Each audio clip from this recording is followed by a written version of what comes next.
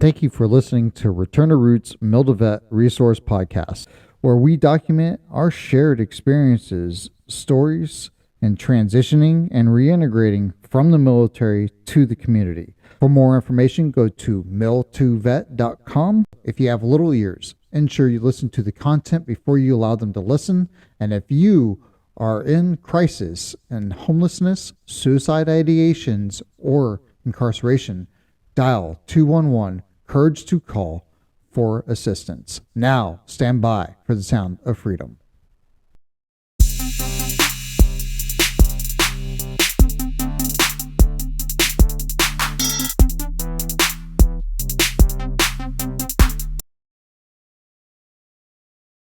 JR, welcome to the show. Welcome to Return to Roots. We are extremely happy to have you here. Thank you for having me. Our pleasure. So can you tell our audience, who are you? Sure. So I'm a retired regional master chief. I did 31 years active duty. 16 of those years were at overseas duty stations. My last 5 commands were command master chief billets. So, and I've done everything from a wing master chief at Kamasai, Japan, to the regional master chief and Naples, Italy. So that was a lot of fun. I fraudulently enlisted in the Navy. So when I joined the Navy, my mother had a Bible that indicated I was born in the year before I was actually born. So for my original enlistment contract, on my contract, it reads, verification of birth, cited family Bible. That's awesome. Absolutely. This is an unquestionable document. Yeah, that's right. Yeah, I guess she was still in a state of shock. I was 13 pounds, 12 ounces, and I was her first kid. Oh, wow. Yeah. So that's where I am. Once I retired from the Navy, I taught scuba. I taught scuba in Naples, Italy for a while, and then I taught scuba in Virginia. After teaching for a little bit, I ended up going to the University of Mary Washington and completed a graduate degree in education. And I was queued up to be a high school teacher in Stafford, Virginia. But then in September of 2009, I got a phone call from the Smithsonian asking me if I would be interested in interviewing for a position up here. I said, sure. And in January of 2010, I was scheduled to start teaching. So in October, I got a phone call saying, hey, we would really like you to come to the Smithsonian and do this job. I'm like, okay. So here I am. So I started it in 2010, 13 years later, here I am. And loving every minute of it. So along with like the transitional tools, if Smithsonian gave you a ring, how did you get your business out there so that they were able to reach you? I went into USA Jobs and put in an application, or a resume, if you will. And because I had been a safety officer in Gitmo, I qualified as a safety professional. And so I did the interview with my boss, and we hit it off quite well. And so she hired me. And then I did 5 years in that position, working part-time natural history and part-time museum support center. And then I went to our oversight facility, which is our oversight OSHA, if you will. I did that for 14 months. And then the job that I'm currently in became available, and the folks at Natural History asked me to apply for it. So now I'm sitting in the chair of the person who hired me initially in 2010. So it's a blast. I was really lucky. I guess my transition protocol, if you will, or philosophy was I had a plan. I was going to go from retiring and then start teaching scuba, and that provided me the opportunity to still be in charge, because when you're teaching scuba, you're in charge of the group, and so that was a good vehicle for me to continue being in charge, doing what I wanted to do, and not sitting around at the VFW. Interesting. So with that, now you went from teaching scuba, and then to the Smithsonian, which was not part of your original plan, how did you shift and pivot to allow that to not be a deterrent or to actually help you create momentum going forward? Well, like I said, I was focused on scuba until I was accepted to grad school. And then once I was accepted at grad school, that was my primary focus. And I was a chapter 30, so I only had 1 year to complete that master's degree.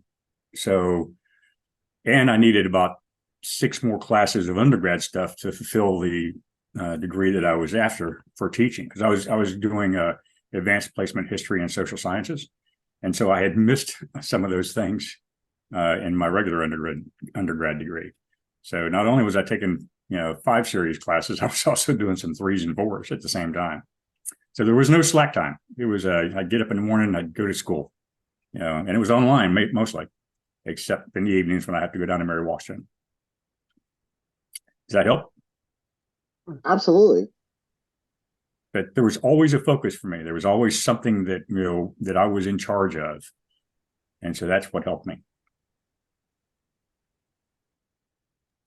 You hit looking at your history of assignments, you have wow, you've been abroad for quite some time. Not everybody does that. There's a lot of people that will never leave the States. There's people that get in the fleet concentration areas, and I'm not mad at them. Everybody has different interests, but being abroad for so long, I think you mentioned 16 years. Is that accurate? Correct. 16 years. How did being abroad so long influence the way you view us as Americans? How did it influence the way you viewed our union, and how did it shape you as an American living abroad? That's an excellent question. And so, I'm a Southerner, basically. But by living in Japan, living in Cuba, living in London, living in Naples, living in Sicily, I've now fully recognized that America is not a bunch of white guys following NASCAR all the time. So there is more diversity out there, and you grow to appreciate, all those experiences. I also thought it was kind of funny that, that Japan and Naples, Italy are diametrically opposed. So when you're in Japan, when you come out of the subway station, we've got the ladies there passing out the little packets of tissues, right? Well, when you're in Naples, Italy, the folks are on the street, when you stop at a stoplight, they're trying to sell you those napkins. So I thought that was kind of interesting. So yeah, it definitely helped me understand that there's a lot more diversity on the planet, and to enjoy the the cultures that you're in. I mean, I love Japan. The only place that I feel at home is Naples, Italy, and I know that's really wild. But when I land in Capodichino Airport, I get goosebumps. It's just it's just the culture there is so different and so chaotic, and and I loved it. So I love the fact that stop signs and stoplights were merely recommendations. Did you feel that did you view, with your experience and your living abroad, Catania, Gitmo, Yokosuka, Naples, London, with such an incredibly wide breadth of assignments, how would you say that shaped you as the leader which you ultimately became, and how was it beneficial in becoming to your final assignment as a top sailor over in Europe?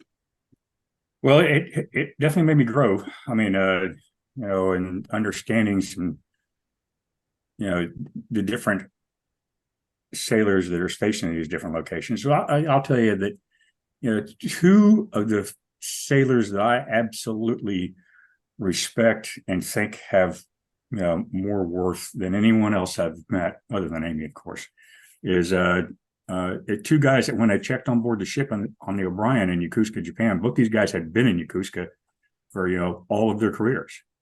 And, and I'm the outsider coming in, and I'm like, the first thing I told both of them was that if I had my way, you would not be here. You need to rotate back to the States so that you can, get reblued, if you will, and, get a normal, experience in the States. 3 years later, when I left that ship, I told both those guys, I was wrong. You know, they were hands down the best damage controlman and the best bosun's mate I'd ever known in my life. So definitely grow a little bit and humble. Doing a tour overseas and being there for a while, it allows you to see that. And that was something that I always noticed with everyone that comes fresh from the States and never done a tour in overseas, and they come with this huge mindset of everyone that is doing everything in Japan specifically. Oh, they're just cowboys and running and doing everything, doing whatever they want, for lack of better words, right? But in Japan, of all places, it's not doing what you want, is surviving and learning how to cope with basically every obstacle that you can possibly imagine and making the mission still without having a negative attitude or anything like that. It's just making it happen, right? And making the best out of things.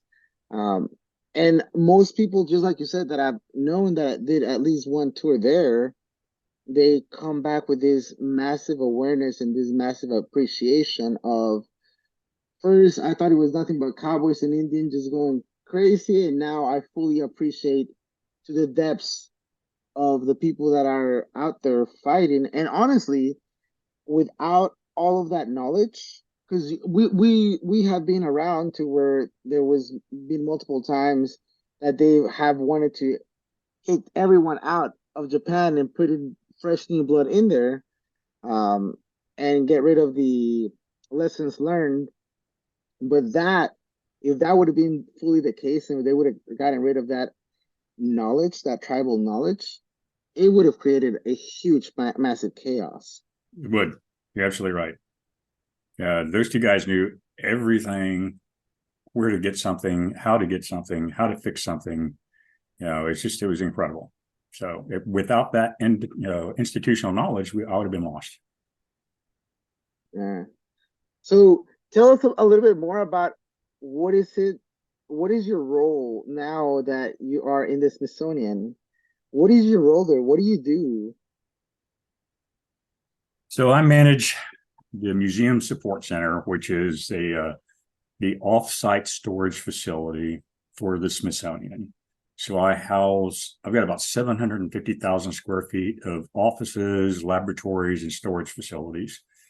I house about 60% of the Smithsonian collection and about 55% of the natural history collection. So we have everything from, hummingbird eggs to the largest known bone to exist, which is a blue whale bone. And so I'm responsible for oversight of the facility to include, protection of the collections, access to collections, construction projects. Right now, I'm replacing all my air handling units, the chiller plants, elevators. The building was completed 16 May 1983. So, I'm a 40-year-old building. But my air handlers and my elevators are original to the building, of which a life cycle for an air handler is about 15 years. I'm at the 40-year mark. So it's been it's been really raising Cain and bringing attention to the senior leadership that I've got 60% of the Smithsonian collection out here. You would think that they would provide me maintenance money to maintain that, to protect the collections. So that's my biggest thing. And working with other museums, I've got all the other Smithsonians are out there, with the exception of the Natural Museum of American History and Culture and Air and Space. Everybody else I have. So I've got collections from CERC, I've got collections from the zoo, I've got collections from American history, Hirshhorn, Freer-Sackler, African art. All the 19 facilities have collections that are stored in the pods. And so I provide access to the collections for those managers of the collections. Yep. With such a big piece of surface area, of course, you said 750,000? Yep. That's a pretty impressive piece of it. That's a pretty big footprint. I'm sure you probably already know, or was it said like when you were doing your interview, did you find that your experience, was it time and services leadership in the Navy with a militant mindset and the ability to be able to take care of stuff, work autonomously? Or like what was it that what do you reckon that the Pentagon, what was the reason Pentagon reached out to you? I'm sorry, not Pentagon, Smithsonian. Yeah, I got you. It's well, first of all, I was a known quantity. So I had been with the Smithsonian for 6 years at that point. And so they knew who I was. And my mindset is that, we get the job done. I, find ways to say yes and not go to jail. So, that's my bottom line. So we need to find ways to say yes and not do anything illegal. And I have one of the folks that work for me now often will say, that's not my job. And I've never said that. It's not in my DNA to say something's not my job. I just, and I think the leadership at the Natural History knew that about me. And so, and it has worked out wonderfully. And oh, by the way, I'm in the process of building another pod, and upon completion of this in 2025, I'm going to be about 1 million square feet. Man, keep that up. You'll be catching up with the Pentagon over across the street. Well, there is actually a 40-year plan. So we continue daisy chaining out pods on top of pods as we razz some of the older buildings that are on the Garber side. Yeah, not my job. I think that's probably one of the most arrogant things that people can, like, how do you say that? There was something that was actually making its way around the internet not too long ago. It's just like that, help out, stop with it. It's not your responsibility. Make the solution happen. No excuses, and also it kind of like with what you're talking about as far as don't making it happen. It's kind of in line with you mentioned 3 of your guiding principles were: 1, do not compromise; 2, speak the truth with everyone; and 3, don't make assumptions. Have you found that has been tenets of what has formed you as leadership, or did you develop those along the way, or how do you take those 3 to continue on post-service into the veteran or into the transitional mode? Yeah, I've acquired those over the course of time, and I preach that to my folks as well, especially that last one. Don't make assumptions. You don't know what's in somebody's mind. I mean, if they say something, you take it as an insult or something derogatory, you don't know. You're assuming that they're meaning it in an unfavorable way.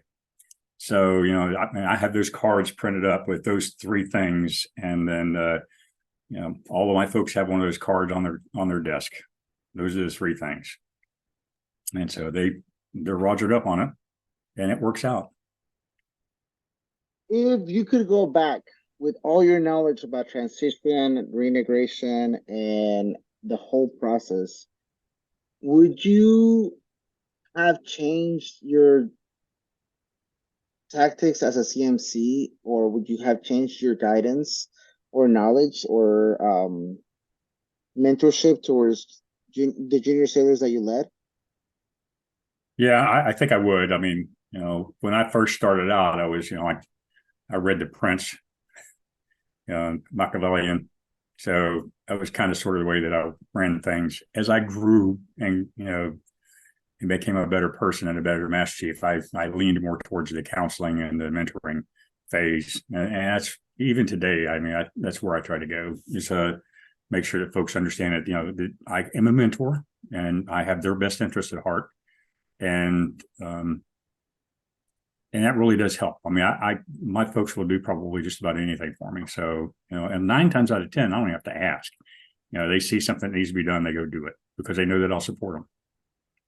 So, and that has helped a lot. Is there any specific advice you would give a CMC that would be listening to this podcast right now on what would help their sailors transition out of the military and reintegrate better? What kind of support they can give them?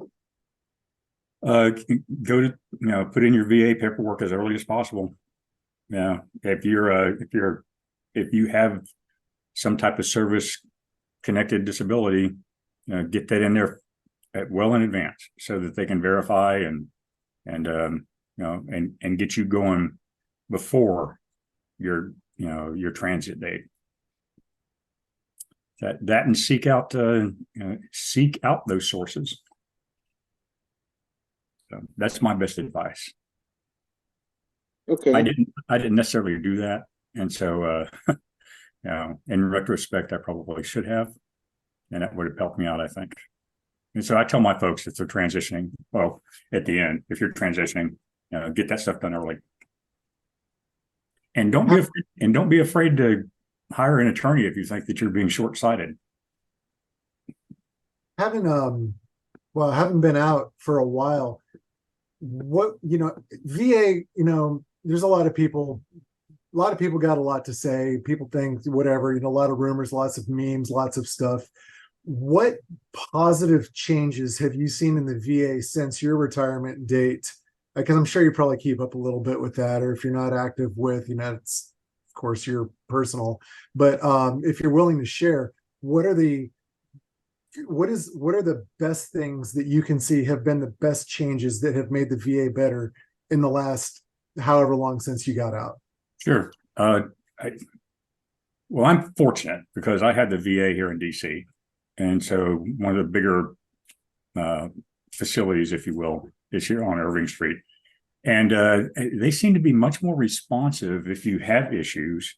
And, they have folks on staff that, or liaisons, ombudsman, if you will, and they're active. And if you approach one of them, they will assist you. Also, the thing I like is that because there is such a shortage of physicians, that now they've got the program where if you can't get an appointment within 30 days, you can seek an outside provider and VA will pay for it. So that's pretty helpful. Yeah, that's the community care. Yeah, it's definitely a big change mindset wise. One thing what would be you mentioned a second ago, you said it like, well, I didn't necessarily try that myself, or do that myself, but along those lines, what was your greatest transition lesson that you believe anybody henceforth could benefit from? Have a focus. What are you going to do? And hopefully it's not sitting at the VFW. Yeah. Have a purpose in life and go down that street. So like I said, for me, it was scuba, then it was, school, and now it's the job. So I have a focus. And that will keep you going. Have you dealt with a lot of service members that have since left the military and have been lost? Have you had that? Well, we do have a couple of folks that are stationed that are working that work here with us. And in fact, I was approached just a couple of weeks back about, since I was the de facto master chief for the Smithsonian, I'm supposed to set up a Navy birthday gig where we're going to go to a local, establishment and toast to the Navy's birthday. So, the folks that are previous sailors, I haven't seen any of them that didn't have a direction. So they seem to be pretty good at what they're doing and pretty focused. And I've got everything from a medical doctor to another chief bosun's mate. So they seem to be doing well, and we all check in with each other, so that's good. The common ground of prior service, I think, is a good strong bond amongst the previous service members, Navy or otherwise. Absolutely. And where we really have a leg up, specifically in the Smithsonian, is that, through our entire adult lives in the military, we're being trained, we're getting leadership training, we're getting, all of those tools for our toolbox to help us become successful leaders. In the Smithsonian, it's a little different because it's a lot different. So the way they work it is that a researcher or a scientist, they are hired because they are very best at what they do on this one specific thing, like studying of mold, studying of, vertebrates. But during that course of their path, if you will, they get zero leadership training. So, and then every 5 years, they rotate through the chairmanships of these particular departments. And so these guys and gals, come into being a chairperson for their department, and they've had zero training on leadership or mentoring or how to, work with employees, because they've always been solo. They've always worked alone. They've always done research alone, and they're, mostly out in the field. And so they just don't have that, that relationship building skill. Wow, that's crazy. And you do see it, you do notice it. And now that I have been starting my transition, I've seen that a lot more, or I've noticed it with the civilian side. However, it is challenging to accept that that is the status quo for the majority of the population that doesn't do a term in the United States military. Now, with that, what would be your biggest leadership advice for, let's say, junior sailors that are listening to this podcast? There's a couple things. A, show up for work on time, sober, and do your job. If you can do those three things, you will be successful. Okay. What about for first classes that are striving to become chiefs? Yeah, taking those hard jobs. That's what got me where I was. I did a lot of sea time, a lot of overseas time, taking the instructor duty jobs, doing the stuff that nobody else really wanted to do because it's hard work, and it wears you out. So, and I set two chief selection boards. I set a chief selection board, and then I set an 8 and 9 selection board.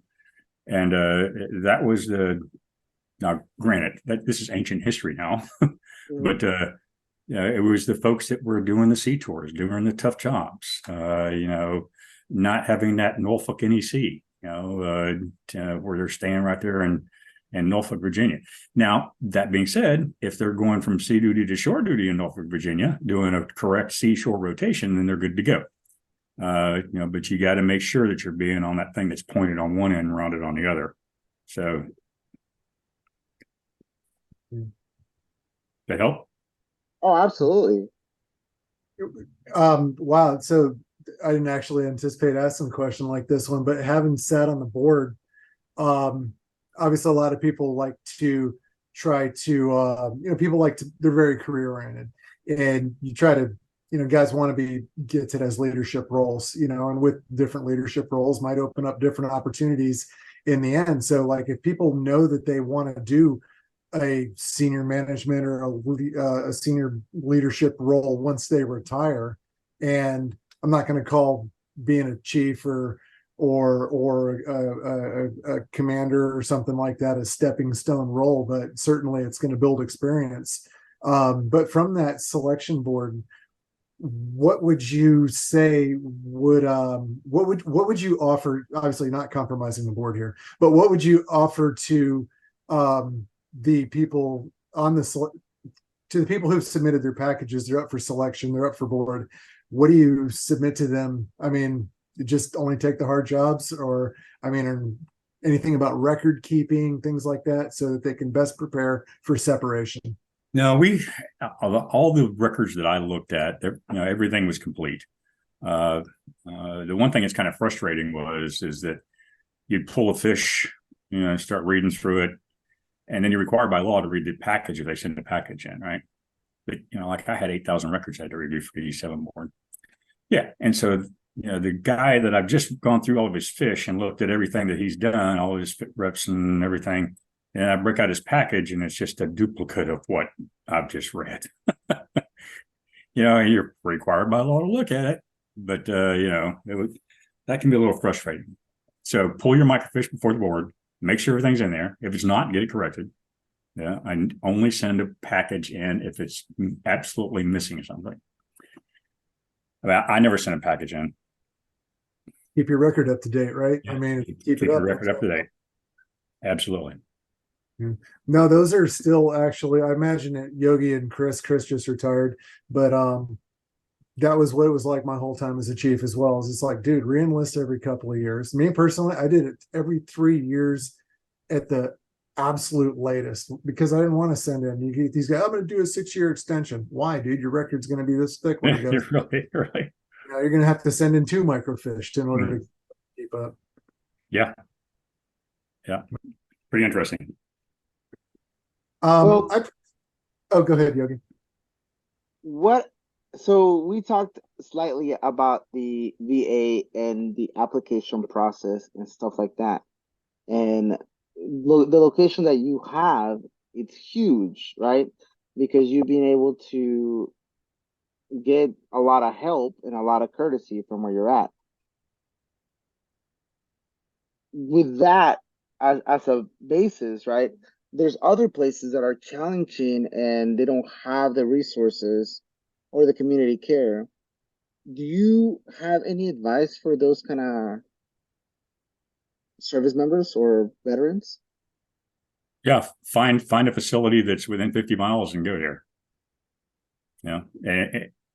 And clock your miles, because you will be able to ask for reimbursement for mileage. Find one that's able to support you. That's my best bet. When you finally knew that it was time for your transition, and you knew it was just like, all right, couple assignments, and you knew your time was coming. Kind of ironic, the last guy we just interviewed, actually, you'd think he'd have had to got marched across that blue line at gunpoint. He just didn't want to go. He knew his time was coming, but it was he definitely loved it. He definitely loved service. But when you were finally there, what challenges did you find, and what were your biggest challenges, and what were your resources that you leaned on the way out, besides just USA Govs and get a vets.com account or vets.mil account, make sure your VA application, like external to that, what else helped you? That's a great question. I had some really good friends that were in senior enlisted leadership roles there in Naples when I transitioned. And so, I was still able to give them a call if I needed to. And they were supportive. But as far as, so my last hoorah in Naples was that the chief's transition period was going on, and somebody had done something stupid over in Rota. And so my boss, 2-star Admiral Boson, sent me and the fleet master chief to Rota to investigate. We did.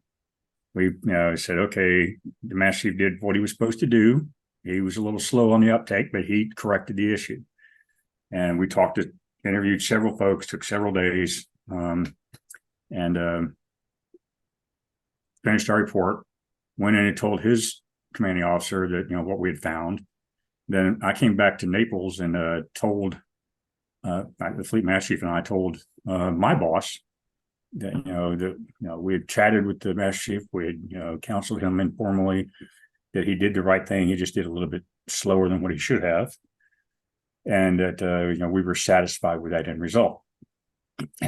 And my boss had to go down and tell the 4-star Admiral Mullen that this is what our results were. And Admiral Mullen looked at my boss and said, "No, I want that master chief fired." And my 2-star boss said, "No, master chief said that they did the right thing, just a little too slow, and he's been counseled, so I'm not firing him." And the 4-star said, "Yes, you will. You will fire him." And my boss said, No, I'm not. You can't make me. So my boss earned a whole buttload of cool points after that. So I just thought that was pretty impressive. That's fascinating, having that integrity and that commitment to stay, regardless of whatever possible consequences or what possible turmoil would cause. I've always admired people that stood their ground when it was the right thing to do, right? I agree. And so that's fascinating. And you having that clout and that experience of being able to, especially during that transition time when Admiral Mullen was around and the Chiefs mess and that leadership change, that was huge. And being able to have that impact of what good leadership was and how to keep on going forward. I want to ask you, because you transitioned out of Italy, correct? Second? Your last duty station was in Italy. That's correct. Naples, Italy. Would you have, if you could go back in time, would you have transitioned out of there, or would you have rather come to the States and transition, or did it matter? I don't think it really mattered to me. I mean, I was one of those guys that did not have I'd never bought a house before, because I'd been traveling so much. And so it really didn't matter to me. I didn't have a burning desire to get back to the States and put down roots or anything. I was kind of enjoying the Naples life, scuba diving, cafe cornetos, and cafe correttos, and just enjoying that life. Wow, that's awesome. Before getting picked up with the Smithsonian or even going over there and just only having like a couple of the service members, it sounds like you do have a pretty solid influence over that what's in your charge. But did you see a big change of going? What was your big change and adjustment you had to make going from being Europe's top sailor to that influence changing to where you're at now? Did it positively, negatively? How did it affect you once you started putting on a shirt and a tie as opposed to NWUs? So probably my biggest challenge was that, while I was working for the region, my day would begin with the hard car picking me up at my office or at my house, driving me to the airport, put me on the Learjet, waiting for the boss to show up, flying off to wherever we were going, having a hard car pick us up wherever we landed, being taken over to do briefs. I'd get back to the BEQ room and there'd be a fruit basket in my BEQ. Welcome, Master Chief. Yeah. And that lifestyle, if you will. And then when I retired, it was like, okay, Ryanair, go stand in line. Yeah. But the really real epiphany I had was when I was teaching at the scuba shop down in Manassas. And this is before I started going to school. Because I was a full-time guy, I was working in the store as well. And so before we had all of our equipment with this big warehouse, if you will. And so, I've been retired, I guess, about 2 or 3 months. And I'm in there, with a big push broom, sweeping out the warehouse. And I'm thinking, 4 months ago, I was flying around Europe in a Learjet. And now here I am. So don't get used to the perks. They go away with the job.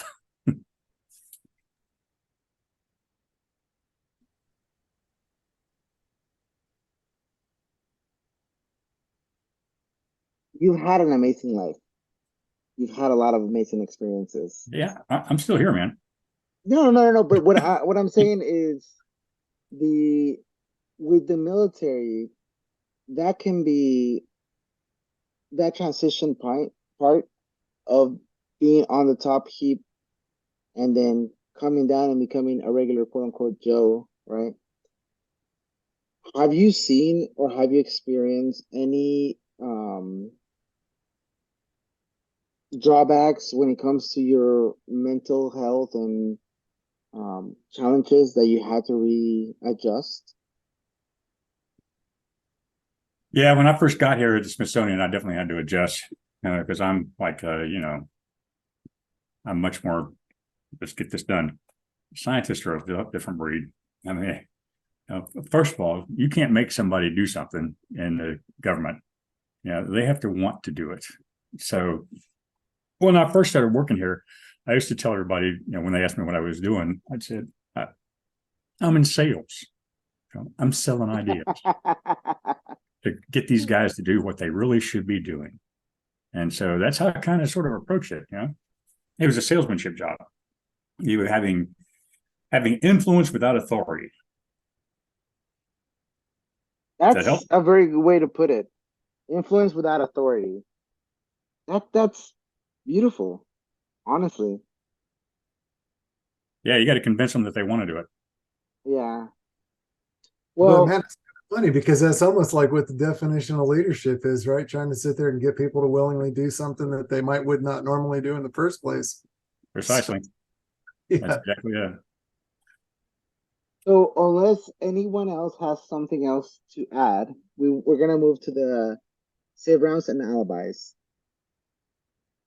Right? So with that, Nooch, go ahead. Yeah, just kind of curious. For our listeners, what book or podcast are you currently listening to, reading that could benefit people on their transition or just to help develop them professionally and personally?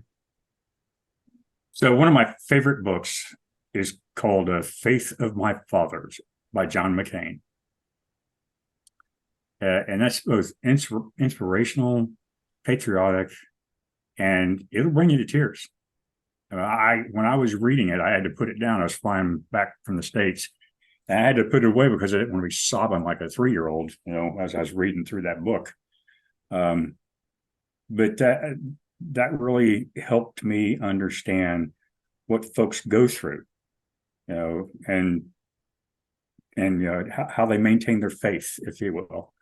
And so that's an excellent book. So the podcast that I'm currently listening to is by Mike Rowe, and it's called How Booze Built America. So it talks about the whiskey rebellions, and it's a great podcast, and it's fun, and it kind of gives you a history lesson the whole time that you're going through listening to all the stuff that Mike Rowe does. And I love Mike Rowe. I know Amy's probably heard me say that before, but he really pushes folks into the trades industry, and there's a great shortage of folks in the trades, and so not everybody should be pursuing a college degree. There's plenty of opportunities out there in air handling units and chiller plants and diesel mechanics. All of those things are really needed, and you can make a pretty decent living in a lot of those. So that's one of the things that I would offer. My final thing is that for the female vets. So when they go in and when you go in and you fill out an application in USA Jobs or any other job, females typically, they will undersell themselves. Let's take, for example, if a guy sees something that says, race car driver, well, what is your experience? Well, a guy will say, well, hell, I watch race car 3 times a month on NASCAR, so I'm an expert, right? The female would respond, well, I've only driven on the track 73 times, so I'm a beginner. So I guess that's my advice to the female vets: is do not undersell yourself. Reach for it, don't lie, but definitely be honest and say what your capabilities and what your skills are. I have a 2-part question for you. And it's almost the same, it's just in 2 different timelines. Before you joined the military, what advice would you give your junior self, right? And then the second part is, how early in your transition, and what advice would you give yourself prior to starting your transition back into the civilian side? So the first part is that I would have told myself to save more and spend less. That's the bottom line. I know it's cliche, but I read somewhere like Jay Leno, when he gets a new job, he works and spends as what he was making in his previous job, and he banks all of the stuff for his new job. So when he was doing stand up, and when he got the Tonight Show, he still lived off his stand up money and banked all of his salary for the Tonight Show. And so that's a heck of a thing if you can do it. And I definitely still sock stuff away now. So that has really helped me. And the second part was about transition. What was that, Yogi? How early would you give yourself this advice, and what advice would you give yourself before you started your transition process? Start at least a year out. Okay. And start getting your ducks together, make copies of your service record, make copies of your medical record, all those things that you will need later on, chances are. And so that's my best advice. Fortunately, I did that. And so I was fortunate. I had copies of all that stuff. It's really helpful. That's kind of very actually in line with my final bullet there.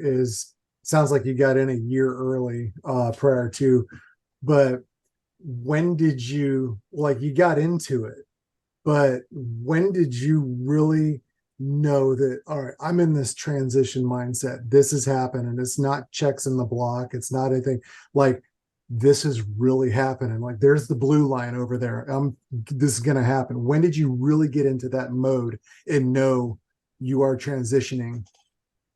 When the band started playing at my retirement ceremony.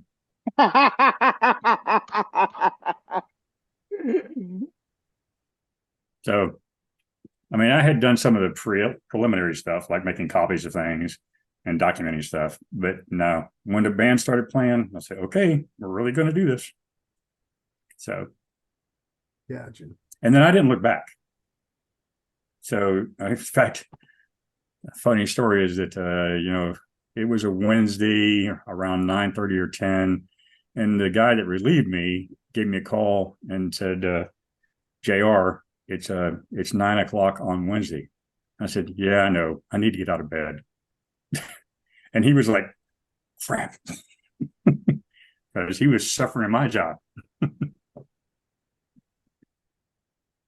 Well, JR, we want to thank you for sharing your time with us, and obviously thank Amy for allowing us to get connected and learn from your transition, which, by the way, she looks up to you and she talks nothing but great things about you. You are the reason, and she says this continuously, you're the reason why she stayed in the Navy. So thank you for that. Well, I'm honored that she feels that way. I mean, she was obviously a special sailor, and now she's helping vets, so I'm very happy about it. Yes. And so without further ado, is your transition, make the best out of it. It's not always unicorns and rainbows. Return to roots.